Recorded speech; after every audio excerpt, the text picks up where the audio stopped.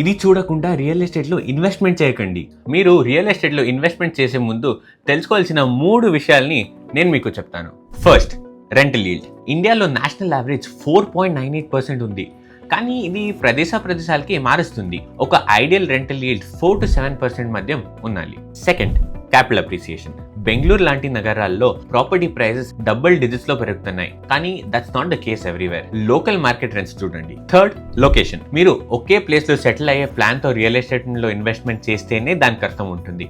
లేకపోతే గురుగ్రామ్ లాగా demand supply difference అవుతుంది. ఇప్పుడు గురుగ్రామ్ లో డిమాండ్ సప్లై సరిగా ఉండకుండా ఎక్కువ ప్రాపర్టీస్ అయిపోయింది. నాకు తెలుసు, ప్రాపర్టీ కొనడం చాలా టెంప్టింగ్ గా కనపడుతుంది, కానీ నంబర్స్ ని చూడండి. Let's take an example. ఒక ప్రాపర్టీ 1 crore కి ఉంటుంది మరియు మంత్లీ రెంటల్ ఇన్కమ్ 30,000 ఉంది. ఇక్కడ రెంటల్ ఈల్డ్ 3.6% మాత్రమే. ఇది మెయింటెనెన్స్, ప్రాపర్టీ ట్యాక్స్ మరియు లోన్ ఇంట్రెస్ట్ ని యాడ్ చేయడానికి ముందు. ఇదంతా చూస్తే షార్ట్ టర్మ్ కి రెంటింగ్ ఏ బెటర్ ఆప్షన్ గా కనపడుతుంది. సో మీరే లెక్కలు వేసి ప్రాపర్టీ కొనడం కరెక్ట్ డిసిషనా కాదా అని తెలుసుకోండి. And me favourite asset class ఏదో మాకు కమెంట్స్లో చెప్పండి. కానీ గ్రో తెలుగుని ఫాలో చేసేది మంచి ఆప్షనే.